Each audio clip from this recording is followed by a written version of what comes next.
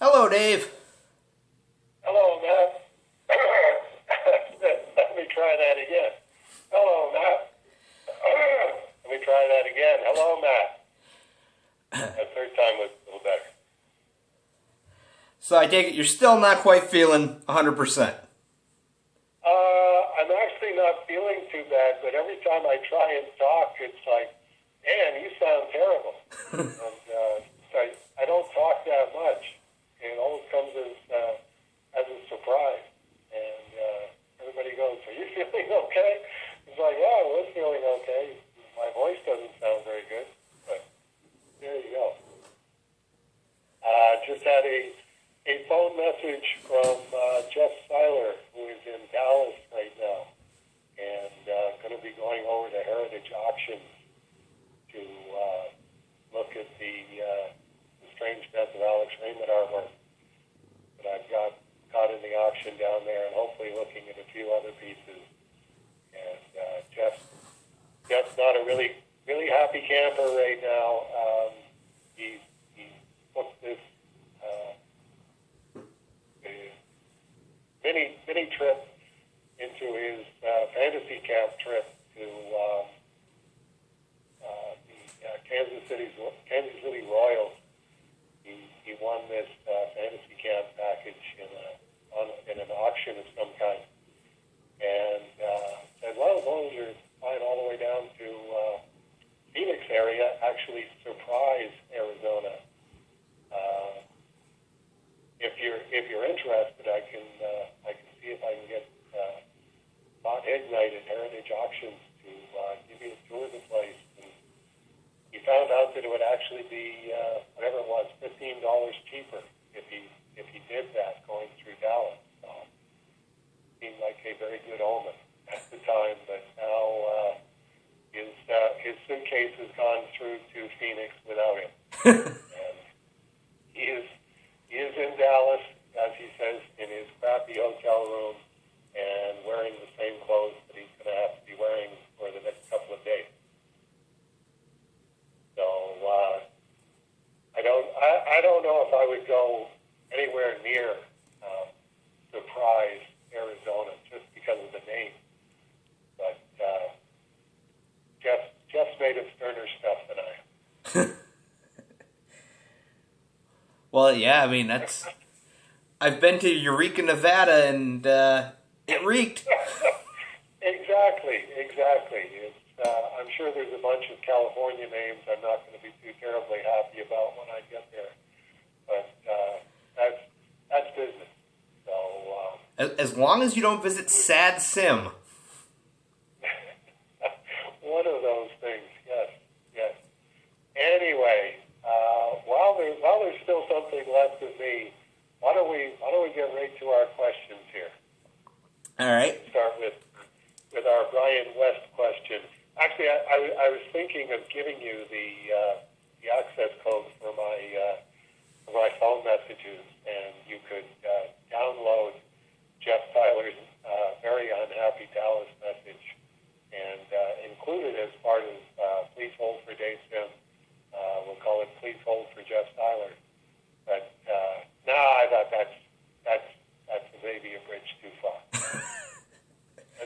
Let's all send happy thoughts to Jeff Seiler in Dallas, Texas, and as he says, he certainly hopes that his major piece of luggage is in Phoenix when he gets there, because otherwise he's going to be going to his fantasy baseball camp in the same clothes that he's been wearing for the last 4 days.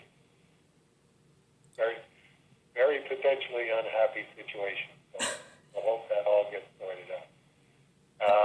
Anyway, yes, Brian West. Hey, Matt, I got a couple of questions for Dave.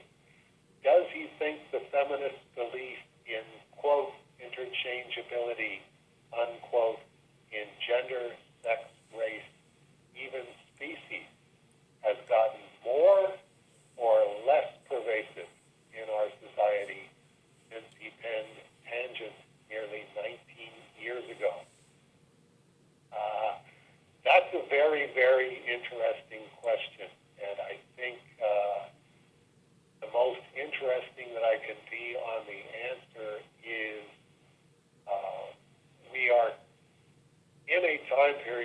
think we're going deeper and deeper and deeper into a time period where it is so uncertain what people actually believe as opposed to what they appear to be believing, that it's very, very difficult to know in that case how much did feminists believe inherently in interchangeability between genders, sexes, races, and even species 19 years ago, and do they believe in that more now, or do they believe less in that now? Possibly the same question, possibly a different question is, do fewer of them believe that? And do more of them believe that than did 19 years ago? Since we don't know how many did 19 years ago, there's no way that we can know how many do 19 years later. Possibly the same question, possibly a different question. Are the feminists who are very, very devout believers that everything having to do with gender, sex, race, and species is interchangeable, are they just getting louder than they were 19 years ago? Because that's one of the questions that I don't know about is, like, to me, interchangeability, when you're talking about gender, I just can't see it. It's no woman could get another woman pregnant, and no man could gestate a fetus or get pregnant. So consequently, it seems to me that there's a fundamental primary look, bottom line, men are men and women are women kind of thing that I don't see reflected in our society, depending on what you're talking about when you're talking about in our society. Getting all of my news from the National Post, it's definitely the women reporters and journalists and columnists and the male reporters and columnists and journalists all appear to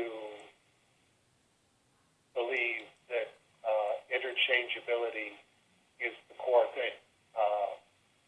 Men and women are the same with minor differences that are really completely irrelevant. And it's like, I don't think really the ability to get somebody pregnant and the ability to gestate a fetus are minor distinctions. I think they're major distinctions. And everything after that tends to be minor distinctions. So, very, very, very hard to tell because obviously a feminist who believes in interchangeability is going to be a more masculine woman than the average woman. She believes, if she believes that men and women are the same, she's going to be behaving in a masculine fashion and perceiving herself in a masculine sense. Do most women perceive of themselves that way? I tend to think